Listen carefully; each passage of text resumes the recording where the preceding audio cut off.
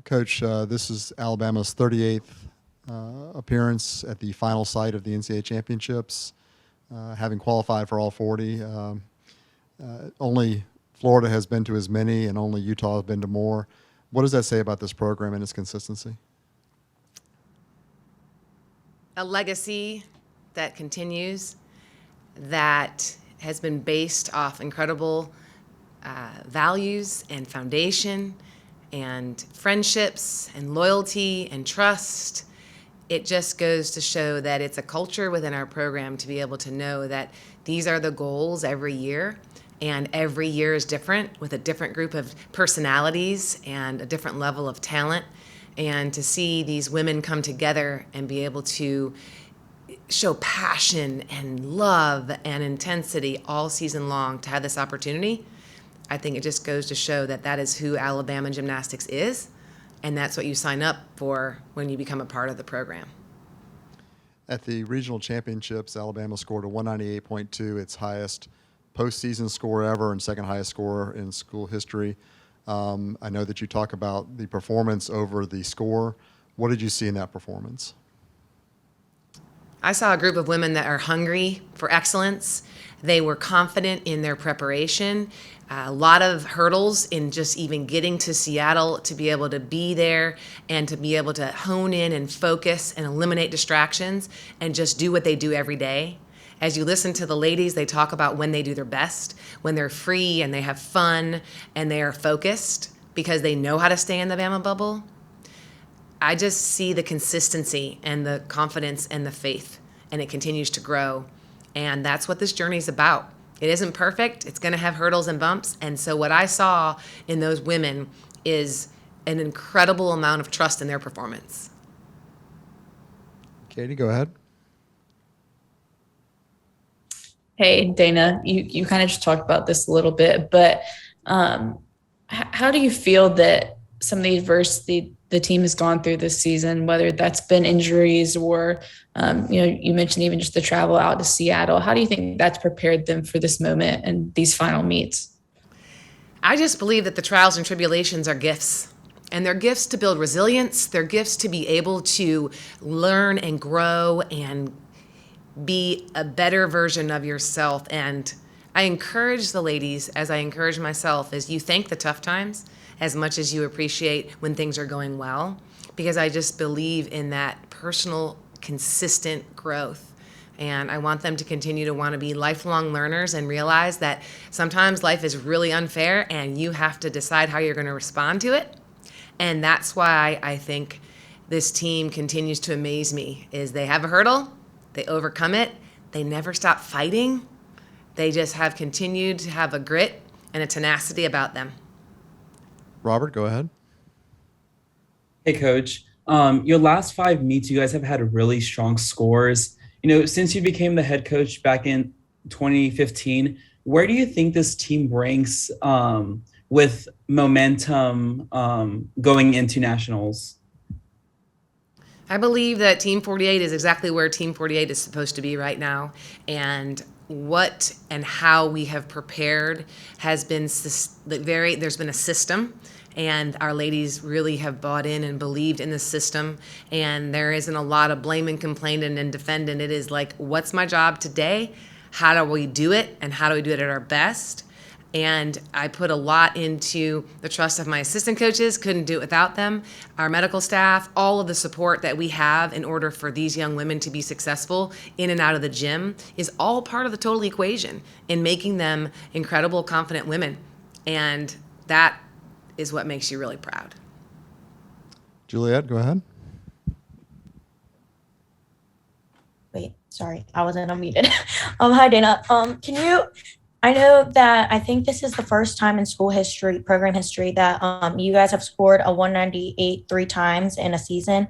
Can you just talk about what has led into these scores and what has made this team able to accomplish that feat? Again, I try really hard not to focus on the scores and the outcomes, because every year, the judging and the panels and how things evolve and the difficulty and how routines are constructed, it's kind of always evolving. And so for us, it is about the consistency in preparation. I have seen our ladies believe that if my average is really high in practice and I practice how I'm going to compete, then I can go out there and compete how I practice. And so they just kind of can stay true to who they are and true to the system and true to their best. So when you listen to Ella say over and over again that her mental mindset is the same every time, and you heard Lexi talk about just another meet, just another day, I know that we've really encouraged them to just look at no competition is more important than another. Now, it's a blessing to be at the national championship, and don't get me wrong, we never take this for granted, and we are so honored that the hard work has paid off, that we've been rewarded for it. But the key to the success is the consistency in preparation and the ladies knowing that nothing's going to happen without the hard work. It's going to be hard. There's going to be setbacks. There's going to be things to overcome. But with every opportunity to overcome adversity, we build more resilience. And by building more resilience, you are just more coachable. You are more able to bring out your best performance. And the unity piece is so important because they have a personal accountability to what they need to do every day, but they also have a responsibility and accountability to the program. And they're proud to wear the script A. So it becomes bigger than themselves. And when you have that and you have the cohesion happening, then greatness is created. And I do believe that's a big part of Alabama gymnastics and who we are. Mikey, go ahead. Hi, Dana. I got a question. Do we have any injury updates for Louisa and Makari? Are they still going to be limited to one event in the NCAAs, or are they getting to be where they can compete in multiple? At this time, Makari is going to be on bars. We know that for sure. And then Louisa has been able to add a few more events. So I don't want to overpromise. We hope to see how practice goes today and on Wednesday on the podium. I think there's a potential, and I know, again, don't want to overpromise, possibly on 3 events without floor. But again, we're going to have a few more days and see. She's been very diligent to her process of rehab and treatments and taking care of her body as best she possibly can, with the hopes that we'll have more events than bars. And that's the plan as of today. But we're taking every day at a time. Katie, go ahead. I know we've talked a couple of times this year, or really, I guess the last 2 seasons, about building to that point where you have 6 10-0 vaults in the lineup. And I know it's kind of contingent on injuries too, if you'll be able to have that again. But what kind of advantage is that in the postseason? Is this the type of meet that y'all have really tried to get the lineup to that point for at the championships? Well, when you take 6 10-0 start values and 5 scores count, if you're going up against a team that doesn't have the 10-0 start value, you're already at a 0.25 advantage as far as the potential of your score. So I do believe it's very, very helpful, but you also have to execute those vaults clean and you have to control those landings. And that's really been the center of our focus, is not really getting caught up in having to stick, but actually performing a really good technical quality vault so that the backside can take care of itself. And that was what was so exciting about the 2 days at regionals, is I really saw these ladies warm up with a great deal of confidence, probably the most consistent warm up we've had since we started all the 10-0 vaults. And then them just going out there. And for Emily to step in when we didn't have Louisa, and now knowing that Louisa most likely will be able to step in, and Emily's right there with that kind of experience, gives us a great deal of confidence going into vault. And I do think it gives you an advantage if you execute them well. Robert, go ahead.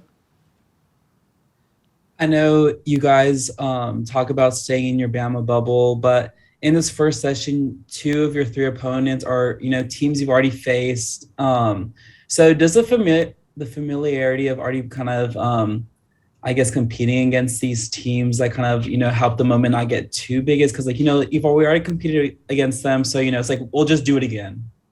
I always tell the team, if something is great enough to watch, we're going to watch it on television. So let's stay in that Bama bubble, control what you can control, which is what we do, where our attitude, our energy, and how we execute our performance. And I think the ladies do a great job of that. And I think it's really important for the freshmen to see because it works.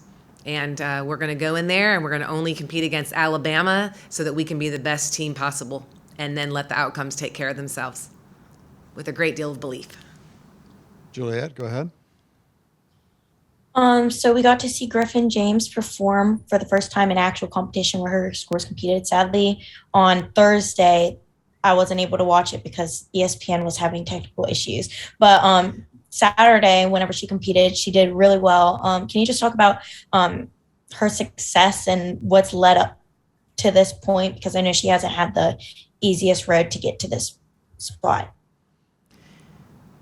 Griffin James, her testimonial and her journey is so important because it will be passed on to generations. And I know she has shared kind of what happened her freshman year and then her sophomore year and where she is today. And we are just celebrating today and so proud that she was able to overcome a tough injury and coming back. But what's even more special that maybe you guys don't get to see, the day to day is not only is she a fighter, but when I talk about a reliable leader and a voice, and she's very open to holding people accountable and personal responsibility. And what I mean by that is Griffin doesn't show up late. Griffin is going to be early and on time. And she is going to put the work in. And I just feel that she is so much more than a gymnast for our program. And it's a great tribute to just her personality, to her drive, and her willpower. So seeing her excel on floor and giving that kind of confidence and having that little sass in her performance, that's just who she is. And I hope she continues to do it the next 2 days. All right, we're going to finish off with Katie. I know you don't like talking about the scores, but I think it was in one of your ESPN interviews. I can't remember if it was during the meet or after, but you talked about that this team still has more in the tank. And what does it kind of say that you were able to have the season high score that you did with your statistically normally best event, bars being the lowest scoring event in that meet? What does it show that this team still has left? This team has been evolving and growing and getting better and on the right path. And week after week, you've seen advantages and success in different areas. So what that means to me is the puzzle pieces are all coming together. And the goal when you get to the championship is to be the most consistent, and on that very night, and we take one night at a time, to be at your best. So when we say we have more in the tank, it means that we've done our very best on this event in one meet, and then that event and another meet. And the goal is to put it all together on Thursday, focus only on Thursday, focus on only being in the moment, continuing to fight for everything and seeing what happens. That's where the key to the success is going to be. And then once we do that, we tackle Friday as a rest day and hopefully Saturday.